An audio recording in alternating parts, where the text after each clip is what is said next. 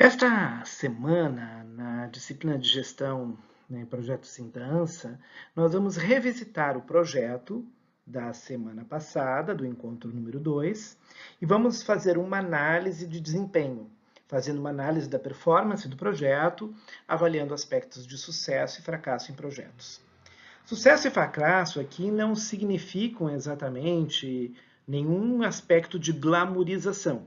Significa desempenho e obtenção dos resultados previstos no início do projeto. Então, uma coisa que nós precisamos lembrar que numa análise diagnóstica de um projeto em andamento e um projeto após a sua finalização, ou seja, a partir dos resultados, é preciso a gente olhar a maneira como o projeto foi gerido. Nós estamos falando de gestão de projetos, né? Então, temos que pensar um pouquinho sobre como se deram as estruturas da organização, as estruturas propriamente ditas administrativas desse projeto, porque elas são fundamentais para bons resultados, né? Elas são um dos principais fatores. É preciso manter uma estrutura organizacional bastante dinâmica, flexível, fluida, que seja capaz de dar conta das necessidades que irão surgindo no decorrer, né, do próprio projeto. Então, isso inclui uma linha geral de planejamento, então um plano de trabalho, uma administração do tempo e o custo que o tempo possui para cada um de nós. A gente não pode despender todo o tempo para uma única atividade. É preciso saber distribuir o tempo e valorar o tempo conforme o valor da própria tarefa, né? E um planejamento e uma gestão dos custos, né, que estão associados à aquisição de recursos, distribuição dos recursos na forma dos custeios, né, e a avaliação da maneira como a gente vai lançar esses custos no tempo. Assim, nós encontramos uma espécie de um triângulo de ferro, um tripé, né, que é a organização, o planejamento, o tempo e o custo, que formam um triângulo, uma linha central de atuação, que dá o suporte necessário ao desenvolvimento do projeto. Saber se organizar, saber dimensionar o tempo e saber avaliar o valor material das coisas e o valor monetário é fundamental para a realização de um projeto. E é um dos aspectos que é mais avaliado quando a gente envia, encaminha os projetos, especialmente quando estamos falando de editais públicos. As pessoas precisam e elas leem os blocos de trabalho, as etapas de trabalho, e observam se aquele projeto tem uma viabilidade, ou seja, se ele é possível de ocorrer naquele tempo e se ele é possível de ocorrer dentro daquele valor financeiro que está previsto no edital de origem. É preciso avaliar a dimensão do projeto, a escala, e a relação dessa com os custos, as condições de trabalho, o nível de complexidade das operações, o ordenamento hierárquico, as formas da liderança, o papel do gestor do projeto, da gestora, enfim, observando as exigências de flexibilização quando essa necessária for. Então, nós vamos revisar o projeto anterior. Uma questão aqui, para que a gente não esqueça, é que nós falamos muitas vezes, vamos continuar falando muitas vezes, na dimensão da escala. O que é a escala do projeto? É justamente o que a gente chamaria de tamanho do projeto, proporção do projeto. Essa é uma escala micro, uma escala macro, é um projeto para uma longa duração, é um projeto com diversos subprojetos. Por exemplo, então um grupo de dança pode montar um projeto que é um programa de ações artísticas culturais com performances dos vários artistas da companhia, né? Dentro desse projeto global, a gente pode ter uma série de subprojetos que são as apresentações solo e duos, né? Então, PADD, por exemplo, de artistas combinados, né? Duos, duetos, né?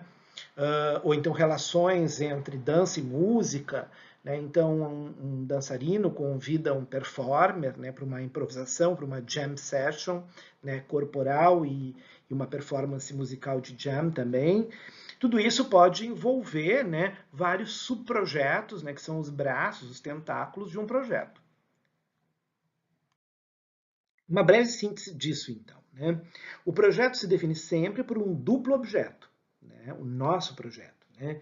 Ele é uma feira site que se transforma, vocês lembram, né, numa plataforma de negócios. É um local onde a gente vai administrar encontros para que as companhias, os grupos, os artistas solo se apresentem seu portfólio de trabalho e vendam e negociem valores, né, do seu trabalho com prefeituras, secretarias de cultura, curadores de feiras, né, curadores institucionais, enfim, né, festivais, etc. Né? Além de tudo, além dessa plataforma de negócios, dentro, né, dessa estrutura se forma um site, né, que tem a feira integrada, uma amostra integrada. Então, às vezes, a pessoa não consegue vender nessa etapa, ela não consegue participar, né, das rodadas de negócio, né, da plataforma de negócios, mas o trabalho dela ganha uma visibilidade. Às vezes o grupo ele tem um ótimo trabalho, mas ele não tem uma preparação para entrar em rodadas de negócio ainda. Então ele precisa, por exemplo, apenas trabalhar no campo da amostra, da amostragem. Até porque vocês também vão lembrar que nós ainda teremos uma amostra alternativa, uma amostra, né, de arte mais experimental, voltada para experimentos no campo tecnológico, e que ainda não tem um mecanismo particular, um mecanismo próprio, né, uma consultoria destinada à venda e à transformação dela em produto de negócio. Né? Além disso, nessa feira, né, que é essa feira de negócios, a gente vai ter tentáculos, braços, né? Então, pequenos são ações, não chegam a se tornar novos projetos, mas são ações dentro do projeto. Ações de ação educativa, envolvendo a qualificação, formação, né, de público, ampliação do público das artes cênicas, né? A convocatória não comercial de artes cênicas contemporâneas em meios digitais e a network, porque as salas de bate-papo servirão então para conversas, troca de ideias também entre artistas, né, nesse contexto, todo ele digital. Então esse é um lado. O outro lado nos diz que essas ações são motivadas por um princípio, que é a comercialização e monetização do mercado de bens simbólicos artísticos, que sofreram muitas perdas econômicas e financeiras no período iniciado no ano 2020, contexto da pandemia Covid-19. Lembremos, né, que lá nos argumentos do projeto da justificativa a gente fala bastante sobre isso, né, as perdas já sentidas no ano de 2019 e como elas avançaram no ano de 2020, né, e fragilizam um mercado que tem uma dificuldade tanto de comercialização quanto de monetização, de avaliação de valor. Quanto vale o meu espetáculo? Quanto vale a minha obra? Do ponto de vista econômico, comercial, dentro de uma estrutura de uma sociedade capitalista. Bom, então o centro do nosso projeto é desenvolver um programa que promova comercialização e monetização de obras artísticas. Né? E essa é a primeira questão que a análise deve apontar. Né? O que faltou naquela primeira versão? Né? E isso foi proposital.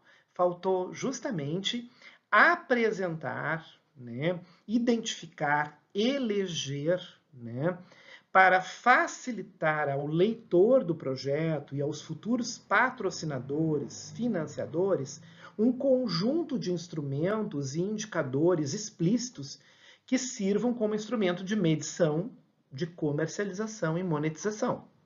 Então, o primeiro aspecto que a gente observa em projetos de ação cultural é que muitas vezes os artistas, as companhias, os grupos e os produtores também que escrevem projetos, eles não têm uma ferramenta, né, de construção de instrumentos de indicação. Né? Então, eles não sabem fazer uma medição comercial. Né? Então, eles fazem um chute ou uma coisa aproximada, uma ideia mais ou menos genérica pelas condições do mercado. E eles não conseguem, então, realmente identificar qual é o valor daquele produto que está sendo ofertado. Né? Fala-se muito, né, na nossa área, as pessoas costumam muito usar essa ideia de cadeia produtiva, circuito de produção, né? Mas pouco isso é desenvolvido. Então, talvez seja um aspecto importante da gente ressaltar e prestar mais atenção o que nós estamos realmente entendendo por uma cadeia produtiva. Todo mundo gosta muito de falar sobre isso, né? O que é a cadeia produtiva da dança? Né? Mas quando a gente pergunta e solicita um detalhamento e indicadores que comprovam, né, o funcionamento dessa cadeia e como ela pode ser analisada, faltam os instrumentos, né? Os instrumentos são dificilmente apresentados por parte do grupo. Se fala de tudo de uma forma muito genérica, muito impressiva, né? Sem realmente uma instrumentalização, né? Falta, então, um desenvolvimento maior no corpo da argumentação. Então, o que a gente falou bastante no encontro anterior, e propositadamente foram deixadas as lacunas estratégicas para a gente passar a prestar atenção mais nisso, né, são realmente elementos argumentativos que não fiquem só na generalidade, né? O que acontece? Nós tendemos, né, em projetos culturais e artísticos, a descrever melhor e com mais detalhamento ações de cunho pedagógico, ações educativas, por exemplo, mas ações comerciais e monetizáveis são raramente citadas e desenhadas bem nos projetos. Em geral, a gente fala muito mais de coisas como o desenvolvimento de um seminário, o trabalho da ação educativa, a construção dos podcasts, né, o processo para convocatória para os artistas, né, nas atividades, né, fora do mercado, ou seja, né, há uma contaminação, né, e uma circularidade de uma linguagem não econômica, não financeira, não monetizável nos projetos que nós apresentamos, né? E isso, então, faz com que careça de sustentação e um diagnóstico mais palpável de valores agregados e, especialmente, de valores monetários que poderão ser auferidos por alguém, né? E se tornarem valores abstratos e compreendidos. Porque, muitas vezes, assim, o leitor ele não compreende todos os argumentos do teu projeto, mas ele pode compreender o quanto aquilo ali demanda e a importância dada a determinados aspectos pelo quanto a gente vai investir de tempo ou pelo quanto a gente vai investir de recurso naquele aspecto do projeto. Isso é bastante importante. Isso, então, no início desse projeto, faz com que a gente pare para pensar exatamente em todas as dificuldades que a gente encontra nesse setor cultural, né? Isso permite, né, essa experiência do projeto foi propositadamente, né, vamos dizer, provocada dessa maneira, para que a gente possa refletir sobre a dificuldade de encontrar investidores mais robustos do ponto de vista financeiro, né? Nossa argumentação pode ser muito competente academicamente, muito competente no sentido da recepção, muito competente no sentido das teorias e processos artísticos e culturais, identitários, etc. e tal, mas tem uma dificuldade em desenvolver argumentos sustentáveis do ponto de vista dos agentes parceiros, né, dentro da economia. E acaba vigorando um princípio que é muito mais o do diletante, né, de um colaborador diletante, e um colaborador que muitas vezes não faz investimento no projeto, né? E isso nos leva, então, a pensar que a falta desse argumento, a falta do desenvolvimento, faz com que a gente não consiga imaginar quem são os envolvidos, né, e os agregados, né, os atores agregados a todo esse processo. Por isso, muitas vezes, a gente só fala do projeto em relação direta com o quê? Com o seu público direto, com os próprios artistas, com a própria comunidade interna, né? E como eu digo, é sempre um meta comentário à própria comunidade cultural envolvida. Então, chegamos na próxima etapa, a analisar mais detalhadamente do que se trata nas partes interessadas. Quem são os afetados pelo meu projeto, né? Nós podemos, então, observar aqui, a gente já falou desse conjunto, né, os clientes, os patrocinadores, o público em geral, vários elementos. Mas precisamos, então, pensar um pouquinho na análise desses perfis identificados que vão nos permitir observar uma separação entre o perfil do cliente associado à cadeia produtiva, o perfil do patrocínio, as parcerias que vão trazer selos de ordem institucional, né, que são iniciadas já desde as leis de cultura, né, no caso, se o projeto tem, né, um fomento, né, institucional, um fomento público, então ali os selos das leis de cultura já estão agregados, né, e as outras parcerias com mecanismos públicos, como parceiros, como locais, por exemplo, teatros, uma galeria de arte, no caso de uma performance, enfim. Né. É interessante de ver que se fala muito pouco da maneira de como o projeto pretende agregar investidores privados, né? Podemos pensar em fundos, né, criados, né, como fundos tipo Catarse, né, esses mecanismos, né, de agregar capital, né, através de investidores, né, mas também, em geral, o que acontece no setor de cultura, e especialmente no setor artístico, é que muitas vezes o próprio artista, a companhia, o grupo, o coletivo de artistas é que acaba envolvendo um capital particular, um capital próprio dos produtores e dos gestores que são responsáveis pelo projeto, né?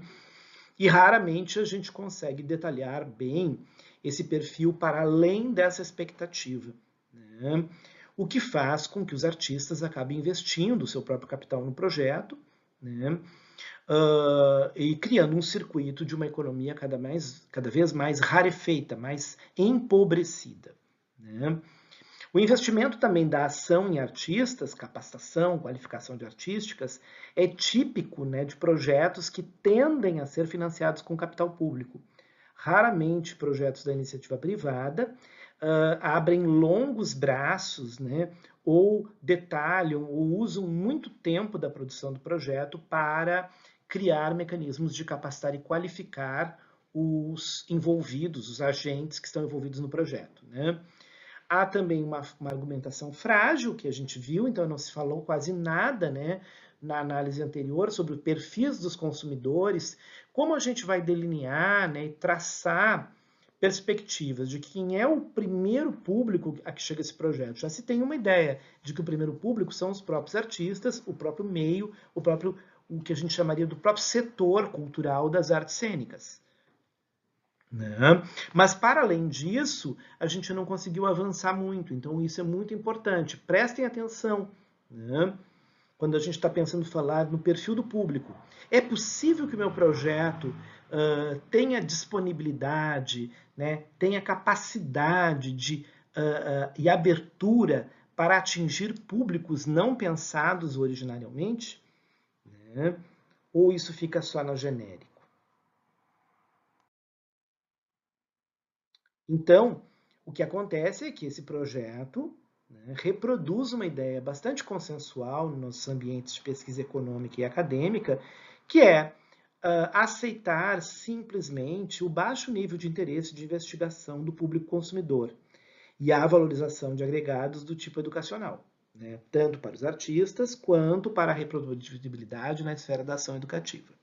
Isso reforça o desenho de um projeto que é pensado com vocação para financiamentos, para um tipo de patrocínio baseado no financiamento público, integralmente por esse setor, né, com mecanismos combinados e, basicamente, com um mecanismo central, que é um fomento que vem de algum fundo, né, ou de uma lei, ou de um edital. Né, numa articulação que algumas vezes, dependendo das proporções do projeto, pode realizar uma articulação entre projetos destinados a capital vindo, né, da governança, né, do Estado, né, da federação, dos estados, né, estaduais e do próprio município. Então, às vezes pode haver uma combinação, né, de elementos de capital, né? Nesse modo, então, o que a gente observa é que o design dos nossos stakeholders, né, confirma um grande problema, né? Então, né, que é que a gente falou lá, né, que a gente queria muito chegar a formar salas de bate-papo com uma network, né, monetizável, onde pudesse se trocar informações entre artistas sobre valores, financiamentos, circuitos, viagens, né? Todos eles pensando a monetização bem mais consistente. E a gente percebe que então há um problema, né? Porque se a gente não consegue consolidar esse aspecto, essas networks elas vão ser frágeis ou essas salas de bate-papo vão ficar falando de temas que fogem do foco da feira, que é desenvolver o produto comercial. Mais uma vez, o que nós temos aqui? A não compreensão do problema que justificou o desenvolvimento do projeto, o nascimento da feira, o sintoma das perdas econômicas que foram vividas pelo setor artístico e cultural a partir dos anos 2019 e 2020. Nós temos sempre que lembrar disso, que o nosso projeto tem esse objetivo, atender essa demanda de um sintoma de perdas econômicas vividas por esse setor. Outro aspecto que dá continuidade à análise do ponto de vista econômico, comercial e financeiro são as entregas. Então, a gente falou de um conjunto de 6 entregas que estão na proposição desse projeto, mas todas elas voltadas para entender a formação dessa comercialização e dessa monetização. Olhem que estranho. Se a gente relê o nosso próprio projeto, a gente percebe como das 6 entregas propostas, apenas uma delas representava um canal monetizável. Então, o conceito de feira vai se aproximando muito mais do conceito de um conjunto curatorial, um festival artístico, de caráter público, estatal, fomentado ou financiado pelo Estado. E a feira, que tem na sua premissa, e na sua origem, a comercialização, acaba sendo desvalorizada. Então, eu estou alterando um pouco o conceito de feira. Eu preciso rever isso. Os pacotes de trabalho que eu estou propondo, eles são raramente ou não são passíveis de uma valoração financeira. Uma análise do cronograma também mostra como nós elegemos uma estratégia bastante adequada, uma estratégia que é comum na área cultural, que é trabalhar o cronograma a partir dos 3 grandes blocos: pré-produção, produção e pós-produção. Isso é importante a gente atentar. Nem sempre os editais, quando a gente está falando de editais públicos, usam esse tipo de alinhamento. Então, a gente vai ter que transformar o cronograma numa outra formatação. Alguns deles exigem realmente só um cronograma mensal ou um cronograma semestral, dependendo do formato, ou então um cronograma bastante simplificado, por ações, sem datas previstas, apenas com a numeração de 1, 2, 3, então são 6 meses, é 1, 2, 3, 4, 5, 6. Aqui nós optamos por esse, porque esse nos ajuda também a trabalhar os próprios blocos de ações. Então, aquelas que são da etapa de pré-produção, aquelas que são da etapa de produção e aquelas que são da etapa da pós-produção. Então, ajudam a adequar melhor e facilita depois a distribuição das tarefas e a distribuição dos custos. Então, é bem interessante. Além de tudo, a linguagem pré-produção, produção e pós-produção é comumente usada pelos próprios agentes do setor, o que facilita a compreensão por parte dos primeiros envolvidos no projeto, na equipe, todo mundo que for participar, se engajar na proposta inicialmente, vão compreender mais facilmente por usar uma linguagem da própria área. O calendário, então, ele vai reproduzir essas relações de blocos de trabalho que são destinadas a esses produtos que estão agregados à feira. Mas é preciso pensar que, em alguns casos, é exigido um maior detalhamento. Como nós estávamos falando aqui do escopo da etapa inicial, então, tomar cuidado, porque futuramente pode ser cobrado um cronograma mais detalhado do projeto. Esse cronograma não é suficientemente detalhado. Ele trabalha grandes blocos de atuação. É preciso um detalhamento maior. As ações de comercialização, suas dinâmicas, não são apresentadas, E isso também dificulta traçar um perfil de interesse para jovens investidores de capital. Então, se a gente for fazer um founding, um catarse, é um pouco complexo, imaginar quem é que vai comprar essa ideia da gente, Porque a gente também não está traçando bem, para as pessoas saberem se vale ou não a pena. Então, o que eu vou ofertar, dentro de tudo isso? Circular por lives, que logo em seguida estarão disponíveis, abertas na internet, e que não são pagas, e que não tem também certificação, isso não é um produto atrativo, Isso apenas é um agregado, mas isso não atrai ninguém, Se você, o estudante de artes, por exemplo, cênicas, vai participar dessas lives e não recebe nenhuma certificação, muitas pessoas não teriam interesse, mesmo que eles gostassem do tema, mesmo que eles achassem o tema relevante e importante, a ideia da certificação é sempre o agregado. Então, observar aí como é que isso vai funcionar. Então, isso é bem importante. Pensar um pouquinho mais nos custos. eventos, né? Esse evento é um evento de caráter gratuito, né? E tem um porte médio e foi previsto para um trabalho de 30 dias, né? Mas nós, como estamos desenhando um projeto, né, nós estamos trabalhando com uma perspectiva de uma duração de 1 ano e meio de produção, né? Então a gente precisaria pensar como é que a gente vai distribuir, né, o custeio num período de 1 ano e meio, por exemplo. Como é que a gente vai contratar uma equipe quase um ano antes, né? Como é que essa equipe vai ser remunerada durante vários meses ou não vai ser remunerada e será remunerada somente no período da feira? Então, quem é que vai trabalhar 6 meses, passar 3 meses, né, sem trabalho e depois retornar em março para a produção? Né? Como vai funcionar isso? Né? Então, é preciso pensar mais detalhadamente qual é o valor real do projeto. Né? Porque quando a gente pensa, né, em financiadores por founders, a gente tem que pensar exatamente que nós temos que ter uma noção do quanto nós precisamos minimamente para começar, né, a alavancar, né, o andamento desse projeto. Né? O que eu preciso minimamente? Eu preciso ter uma captação de 50%, 60% dos recursos, né? Ou será que quando eu tiver 30% eu já posso começar a trabalhar? Né? Ou é impossível trabalhar e eu preciso fazer a captação de 100% do projeto. Né? Como é que isso funciona? Falando das exclusões e inclusões ou aceitações, né, há uma falha na construção e na apresentação do projeto e do seu planejamento, né, nessa parte diagnóstica. Né? O item inclusão fala que é o momento de apresentação de portfólios, um mecanismo comumente utilizado em curadorias de feiras e festivais para grupos, artistas, e que aqui é um momento de apresentação com precificação do objeto.